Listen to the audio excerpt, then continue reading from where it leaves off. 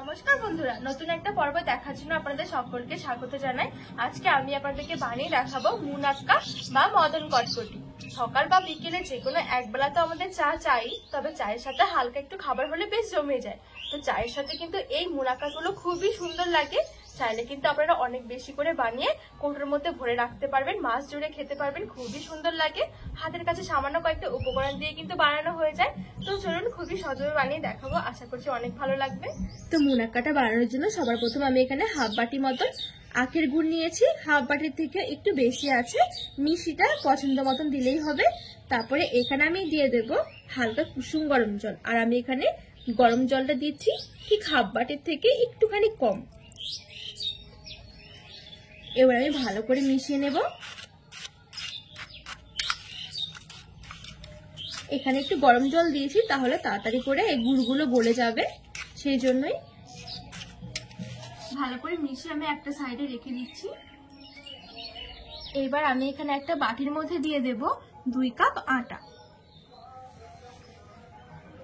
আর আমি দিয়ে দিচ্ছি 2 চামচের মতন সুজি। আর এই সুজিটা দিলে কিন্তু খুব সুন্দর হয় খেতে মুনাক্কাগুলো। আর আমি সামান্য একটু লবণ দিয়ে দিচ্ছি। আর আমি এখানে নিয়েছি 1 চামচের মতন ঘি।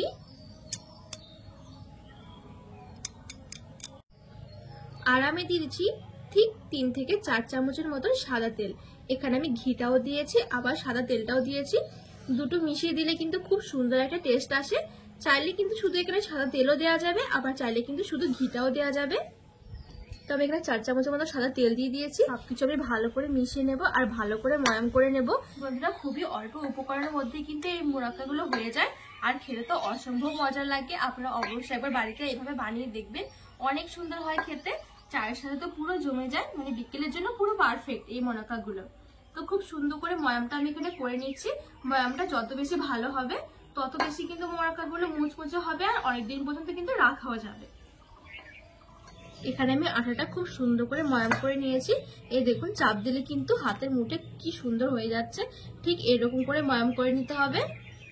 আমি যে গুড় ভেজানো জলটা রেখেছিলাম, এই জলটা দিয়ে অল্প অল্প করে একটা ডোয়ের মতন বানিয়ে নেব।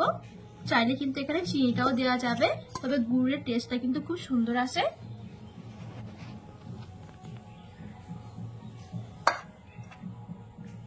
ডোটা কিন্তু একদম নরম করে ফেলা যাবে না, একটু শক্ত করে মেখে নিতে হবে।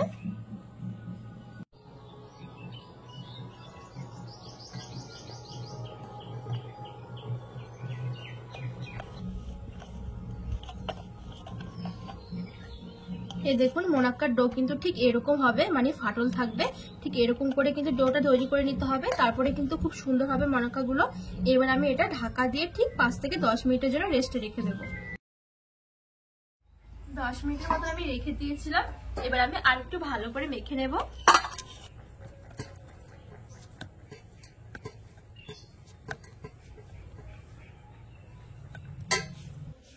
এখানে আমি একটু ভালো করে মেখে নিয়েছি।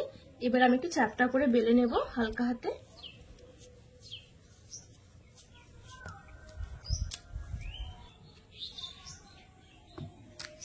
এখানে একটু চ্যাপটা করে বেলে নিয়েছি, আর একটু মোটা করে বেলে নিয়েছি। তো এই দেখুন, এই সাইডগুলো কিন্তু এরকম ফাটা ফাটা আছে, তাতে কিন্তু কোনো অসুবিধা নেই। এই মুনাক্কার ডোটা কিন্তু ঠিক এরকমই লাগবে। তো এবার আমি সাইডগুলো কেটে একটু সমান করে নেব।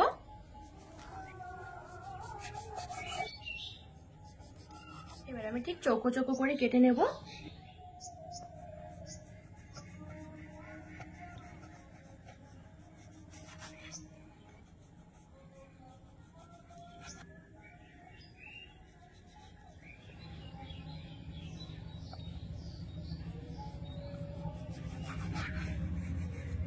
এই দেখুন, আমি ঠিক এরকম সাইজ করে কেটে নিয়েছি।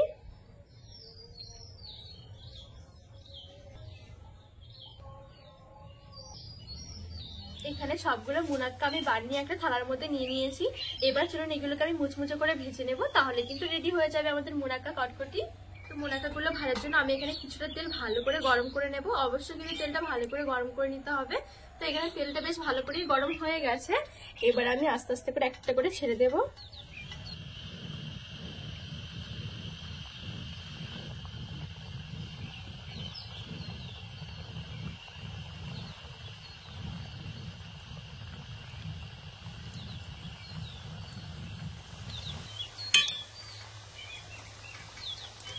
কিছুক্ষণের মধ্যে কিন্তু খুব সুন্দর একটা কালার এসেছে। আর মাঝে মাঝে এরকম করে আমি নেড়ে দেবো, তাহলে কিন্তু সব দিক থেকে খুব সুন্দর কালারটাও আসবে আর খুব সুন্দরভাবে মুচমুচেও হবে। ঠিক 5 মিনিটের মতন আমি খুব সুন্দর করে একদম হালকা আঁচে ভেজে নিয়েছি। এখন কিন্তু খুব সুন্দর করে ভাজা হয়ে গেছে মোনাকাগুলো। এবার আমি তেল থেকে তুলে নেব।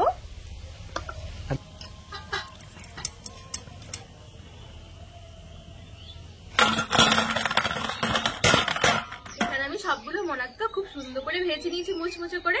দেখুন কতটা মুচমুচে হয়েছে।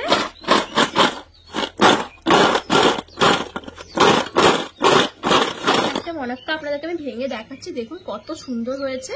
এইগুলো কিন্তু বেশি করে বানিয়ে আপনারা একটা এয়ারটাইট কন্টেনারে ভরে অনেকদিন রেখে দিতে পারবেন। খুবই সুন্দর হয় খেতে, চায়ের সাথে তো পুরো জমে যায়, একদম মুচমুচে, মুখে দেওয়ার সাথে সাথে কিন্তু মিলিয়ে যাবে এমন একটা রেসিপি। খুবই ভালো লাগে, অবশ্যই একবার বাড়িতে বানিয়ে দেখবেন।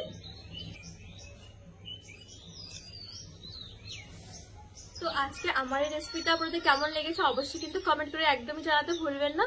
রেসিপিটি ভালো লাগলে চ্যানেলটিকে সাবস্ক্রাইব করে পাশে থাকার অনুরোধ রইল।